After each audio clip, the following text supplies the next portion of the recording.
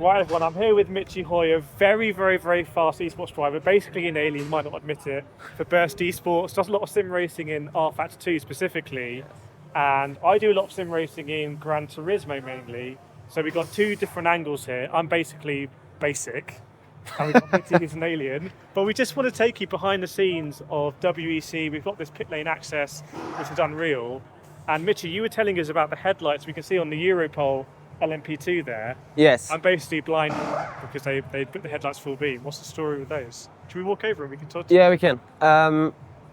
It's interesting, like if you look at the headlights, they are like split up in two parts. So right now turned on is the pit lane headlight, so to speak. So that is the headlight that's on throughout the entire journey. Yeah. But within pit road, they need to turn off the endurance headlights because they would just like blind the people that are going around in the pit road. And like that is the actual reason for it, because they're so bright, they have so much brightness. Yeah. They really like flash you like you're staring directly in the sun. It's crazy. Is that a regulated? Is it like in the case when you're at Le Mans at night, you actually want just the brightness, or is there a certain lumens or something that you need to have as part of the reg? Yeah, I think it's just the racing car. Like you remember when we were at Formula E, like all those those fancy LEDs, they were super bright. Yeah. And someone said to me, yeah, that's why they are illegal on the road. So Yeah. I guess what you want to have on the car is like just go full beams, as much light as you can get out ahead of your car so the driver can see it best in any circumstance.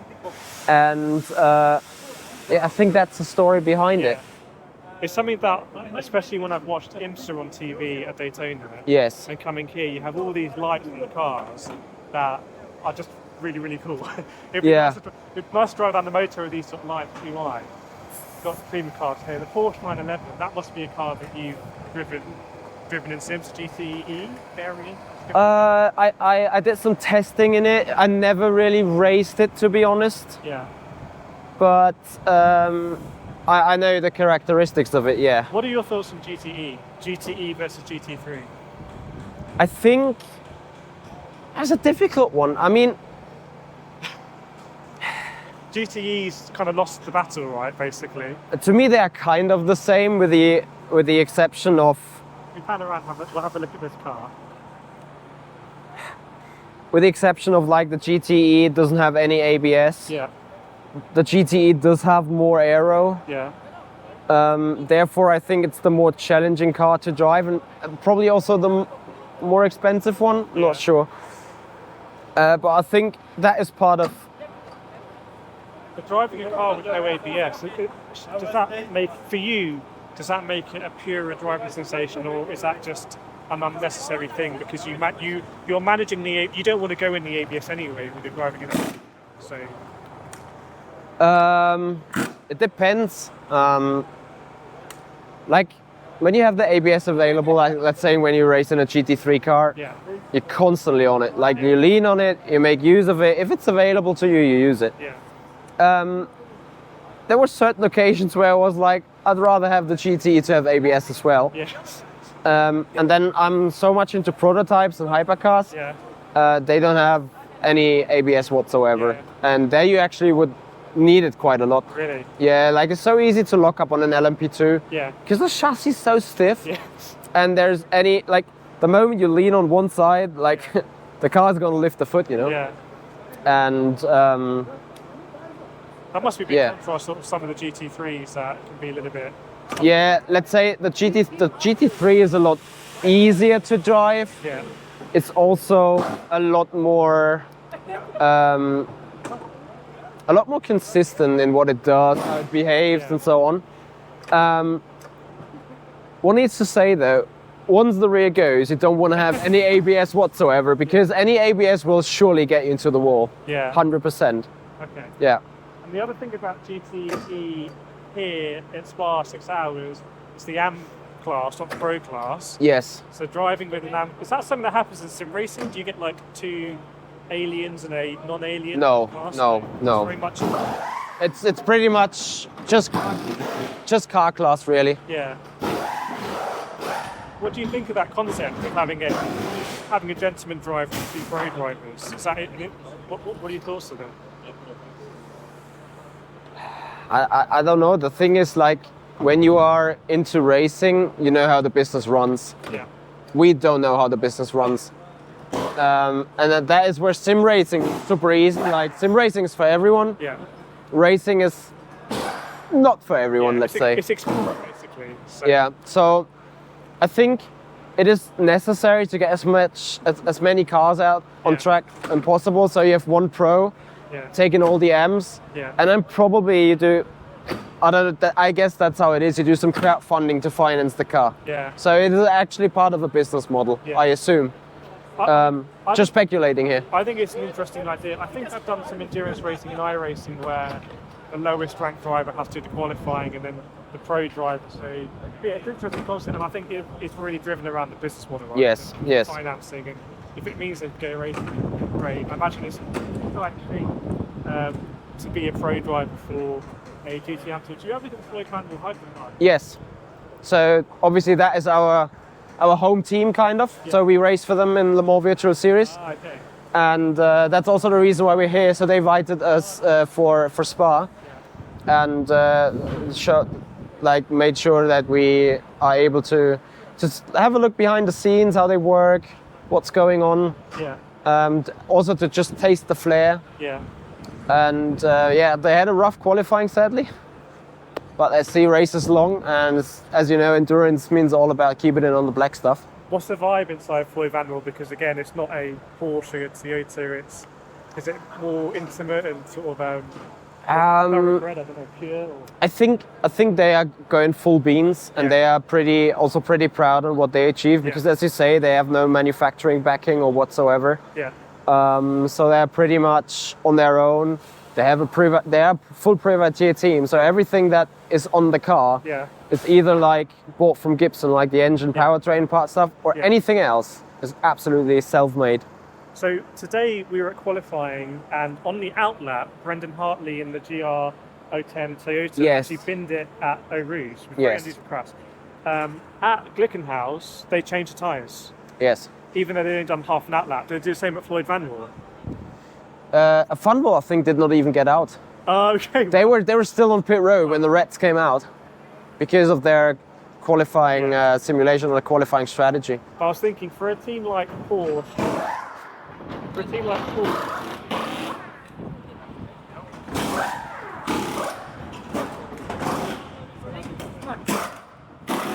Sorry, I got distracted there a bit. For a team like Porsche or Peugeot, to come in and change the tyres probably has no effect on budget. But I was thinking for Glickenhaus, to change 4 tyres and outlap, probably someone's thinking, it's a bit more. When you're a privateer team like that, I think they have to be a little bit more innovative when it comes to solutions. I'm not sure. I guess like the tyres, everyone got the same amount. It's not about the money in that way. I heard what they are doing is like, because they have the tire blankets, what they do is like they go out, get everything up to temperature, brakes, and like they just use the first lap for the brakes and everything. And once that is on, they come in for pit road, pit up new tires, and then make use of that heat generated from engine and brakes already to get the tires quicker on temperature, allowing them to push in the first actual lap. Because otherwise we would see more of those crashes probably. What was the incentive behind, because we saw it in Formula E as well, no more tyre blankets. What's the incentive behind removing them? Is it to make the tyre technology more representative of road cars, or is it I think very much has to do with the sustainability part and the environmental impact. Like the amount of energy you put into like those tire warmers or into those blankets, like you need to have the car or the tires. Yeah, we can. You need to have the tires, I think, heated for 70 minutes or 80 minutes in a circuit. Like you go full hot, then you reduce the energy again or the heat, and then you go up. So it's like a scientific thing to get the tire into the real window, into the perfect warming phase. Because if you overheat them, there is like a full scientific approach behind warming the tires. And obviously, like when you heat up an oven 70 minutes for no reason, apart from just like having a temperature that you would reach within 5 minutes on the race. Okay. then arguably I think we're speaking about sustainability and environmental impact. Makes sense. I didn't know that, but that makes complete sense. Yeah. Wow, look at the Aston Martin here with the hood up. Is that the massive intake at the front? Yeah, it's quite funny. Like the front nose, 60% of it is gone for cooling. I mean, look at it. It's like so many intakes. It's like a trumpet or something. You see it also on the front bonnet. Yeah. Wow, is this all like air? Like the front bonnet is so much open. Yeah. They can put on where the air is sucked in. Yeah. It's incredible. That's a lot more than the Porsche, right? Yes. Is that because it runs hot or something? No, because like speaking about the GTE Porsche or the GTE Porsche. Remember, this is a front engine car. Yeah. The Porsche is a mid to rear engine car, so it has the cooling intake somewhere on the side. Yeah. Like we walk by it. We find another Porsche down there. But it's quite a small engine sort of unit, actually. It feels like quite efficient. Yes. Yeah. United, they seem to be a very good, well-oiled LMP2 outfit. Yeah. United. So. Like United has been in an LMP for ages. Yeah. And I think they know what to do on the car. Interesting to see no rear splitter on that there's car. no rear wing on it. Yeah. They've gone a bit Peugeot, haven't they? Say again, please? They've gone a bit Peugeot. Yeah. Speaking of Peugeot, wow. Well, yeah, they came to Hypercar and they did. Do you think they wanted to do something different as like a marketing or like to? I don't know. You could ask the same to Mercedes, and they would never tell you. Yeah. You simply don't know. What they've probably. Come around here and have a look in. Hypercar is such an interesting category because those cars, they look so different. Yeah. And they are not homologated at all. Yeah. So therefore, probably it's just like a way of achieving car performance. Mm-hmm. And if it fits, it fits. Yeah. Arguably it doesn't at the minute, but you never know what concept they might have and might get into in the end. Yeah. No, John Eric Vernon and Paul Di Resta in that car, which is an interesting lineup. Look at this. This is like complete LMP2 taken apart. No rear end, no engine cover, no front end. Like this is as naked as it can get. It looks quite, because I imagine that costs a lot of things for LMP2 because you got Orica chassis. Yes. And some standard parts. They want to make it as efficient as possible to manufacture the part. That looks to me very lean and sort of no fat on it. Like compared to the Peugeot, there's all sorts going on. This is like I don't know where is the. Do you want to come around? We'll have a look. Who's the chassis manufacturer? Dallara. Dallara might actually be. Yeah. But everyone got this Dallara chassis, the Gibson engine. Yeah. If you have a look over there, you'll see. And I'm not even sure about the other stuff. Like everything else just looks like so equal. Yeah. No, WRT, they put it second and fourth on the grid today. So again, I think a team that knows what they're doing. WRT is a very well-established team when it comes to endurance racing. Yeah. We spoke to Rui Andrade, who does actually quite a bit in rFactor 2, he said. Interesting. And so did Albert Costa, who says they use a modded version of rFactor 2. So actually he finds it a little bit difficult to go to the normal one. There's also, I think, rFactor Pro, which is like for real teams. Okay. That is like super expensive and you can simulate a lot of things. Really? A lot of things. Wow. I don't know what exactly, but I think that is what the big race teams are really using. Yeah. Because it allows so much flexibility. That's awesome though, to like have that, you're using the same simulator as the teams and like in essence is. Yeah. Wow, so Ferrari here, they've come with the 499p to win hypercars, right? That's the objective. That's the objective. Lots of money, lots of effort, and they're doing a pretty good job, although they were on pole today, and I think the lap got deleted, right? Yeah, the lap got deleted, yeah. So if you come around and have a look at the 499p hypercar, this was a big moment for hypercars, wasn't it, when Ferrari kind of announced they were coming in? Yeah. Because a couple of years ago, the top class in WEC was pretty thin, right? It was thinned out. I think when the LMP1s was at that dying stages, it was Porsche versus Toyota, and then even Porsche chickened out. So yeah, it was just Toyotas, really. It was just Toyotas left, yeah. Yeah. But this is an unbelievable car. In my home of Gran Turismo, they also announced and put in the game a Gran Turismo VGT Vision car, Yeah. which they say shares a lot of the philosophy with the 499P. That's interesting indeed. So that's kind of a road going. Do you understand the regulations about having road going versions, or No. no? There's some. The only thing that I know is that the hypercar is designed to be like road legal. Yeah. So actually, I think the Funval car was having a test drive on the road, being legal. I think they might need to put some on the road. That might be part of it, but I don't know too much. I think it's also to show that like the motorsport technology has been put on, able to be put out on the on the. But you need to have some customers with very deep pockets to buy that car, special customers. Yes. Interesting with Jota running a P2 and also a Porsche customer hypercar. Yeah. That's very interesting. Usually you would see like Prima would have 2 LMP2 sister cars besides. Jota got both. Yeah. But this is like an LMP2 without a cockpit then. Let's come and sit in it. That's awesome. Coming to the end, but what an iconic car. Corvette CAR GTE. Yes. Absolutely love this thing. Sounds great, looks great with the headlights on. Yes. A car that I think I started out in iRacing in GTEs doing this. Now they have a GT3 variant, but this is like, the colorway just absolutely iconic. Yeah. Well, the most iconic sound, and I'm turning the formula around a bit. Have you heard how the Cadillac is going up Eau Rouge? I haven't heard it. I heard it here, and it's the best sounding car. It's the best sounding car on the grid. Deep as well, right? It's sort of. Yes, but you know what's the second best sounding car? No. Funval. Really? Their car is just, it has awesome sound. Yeah. It comes close to the Porsche GTE sound. Yeah. Very close. So coming to then, this is to me an interesting contrast. You've got Alpine, manufacturer like sport spin-off or sport part of Renault. Yeah. They run an F1 team, they run Alpines kind of all the way through, right? Even like an F2 and everything. Yes. So big outfit here running P2s. And next to it you've got Project One, very much like a privateer team. Yeah. Sharing a space. It's like this.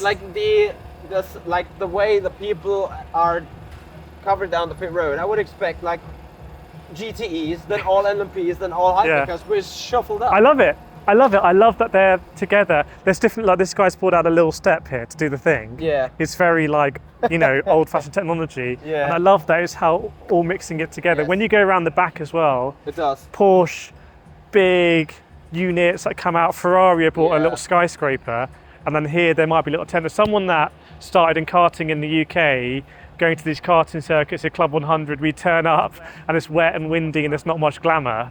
I can sort of see the lineage or like the thread of going up, and I find that awesome. Absolutely. A little bit of damage on the front of this. Is this the one that had the big shunt actually? I don't know, that must be bigger. So, because that looked worse. That must have looked worse. Yeah, but there was a big crash in there was a big GTE. shunt. I was actually at Eau Rouge there from the car hitting the barrier quite bad. It was them. It was the 56 car. Wow. So this is the car that we've seen earlier. This is the car that was shunted. See, the front left is still completely broken. You see the impact on the chassis. Come around and have a look. But I can see that it's, to me, I am shocked that this car looks as good as it does. Yeah, but you see the rear end is off. Yeah. So it doesn't fit anymore. Yeah. And besides the door, the chassis on the side, the underfloor is broken. Yeah. So that is the one that went in nose first. Yeah. Nose first, the whole sort of thing came off, and also looked like some water came out and some coolant or oil came out as well. I think the water was from the tire barriers from the rain. Yeah. But this unreal. The cooling on this car sits in the back, so if the Porsche goes front nose into a barrier, no cooling should be dead. Yeah.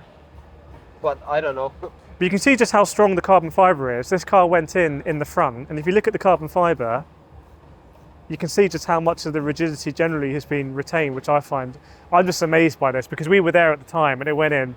Big shock. And that was a big shunt. Yeah, and it's solid. With Brendan Hartley, actually. So what do you think this team, is it going to be, working hard tonight to fix that car, get it ready for the race? Even more so, yesterday in the free practice, one of the Ferraris they were completely destroyed. Yeah. So what they did is they brought that Ferrari in, had a look at it, it's like, okay, it's like a total waste. Yeah. And they called Ferrari and Maranello and said, like, we need a new GTE. And it arrived that evening. So they're currently setting up the Or car. on the back of a truck or Yeah, something. exactly. Wow. They were just. That's customer service, right? It's customer service, yeah. But like they killed the car. Yeah. They said, okay, it's waste. Like we can't fix it. And Yeah. they called Ferrari. Like we need a new GTE by tomorrow. Yeah. They just bought a new car overnight. Ferrari are here, they mean serious business. Wow, that's been absolutely incredible, Mitchy. You can see the ominous clouds. I don't know what the weather forecast is tomorrow, but it's been sunny today, it's rained, it's hailed. It's been 4 seasons in a day. It's April. It's April in Spa, so anything can happen. Do you have any, we're here for the Spa 6 Hours 2023 WEC. Look at the panorama. Yeah, Hardly on any other racing track you have that view when standing in pit road. I've driven this track. I did not yet, but I want to. Well, not in real life, on the sim. Yeah, On the sim. yeah, okay. We've probably each done thousands of laps, and it's so different. I've been to other tracks where it's kind of been similar to it is in the sim, but I think here, because of the elevation change and the panorama, and almost like it is so far away, it gets a little bit fine and like. You can see Rivage over there, which is like the furthest point away on the racetrack, actually. And just that cliff space, because you know when you're driving that corner, you're never looking on the right hand side because you're looking at your apex on the left hand side. Yes. So you never appreciate that massive cliff face. You have no idea like how deep you're going down. Like I think the elevation change. If you pan around, you'll see it at the back. Between Camel and down Stavelo is 100 meters, and just in height. Yeah. It's crazy, absolutely. It's lovely insane. racetrack. Really Maybe, lovely. if you have a look around there, you'll see what we're looking in the distance. Oh, you got it. They're way ahead of us. But yeah, Mitchy, it's been a pleasure. Likewise. Last thing. Yeah. Thoughts on the race? Which race? The 6 hours of Spa. 6 hours of Spa. Maybe let's start Hypercar. Let's talk Hypercar. We will see Toyota winning. We will see 2 Hypercars DNF because of reliability issues. Okay. We're gonna see a crash at Rodeo Ooh. or Eau Rouge, Yeah. like we had in qualifying. Is there safety cars? Then we have 3 safety car periods. Well, if you get all that right, you need to go immediately and buy a lottery ticket. Yeah. I'm going to go. I'll say I think Ferrari will pull through somehow. Okay. Some weird issue for Brendan Hartley going up. I don't know if that's a setup thing or just some weird issue, but that Toyota obviously didn't qualify. So maybe Ferrari can just pressure that Toyota. I don't know, but Toyota have just been bulletproof. Yes. And then I'm going to have to go in P2 with WRT because they've been absolutely amazing for us today, and that was cool to speak to Rui, who's actually from Angola. Oh. Yeah, so he's a very fast rider from Angola. I know we've got a lot of viewers in Africa who love sim racing, and that was incredible to see. GTE, I have just no idea in GTE. Same. Yeah. I guess anything can happen. Porsche will win it. But remember, you've got to have the 2 pro drivers and the amateur driver. I think the FIA bronze driver. Yes. So you can go forward and back. But we will see. This has been amazing. Mitchy's link will be in the description. Twitch, YouTube, Insta, TikTok, everywhere. The full suite. So I'll put them all in. Go follow Mitchy for this. You've done the Le Mans Virtual, which is like the official WEC sim racing event, the flagship event with Max Verstappen. But this has been awesome. And yeah, let's see the race. Yeah. Nice. Forward.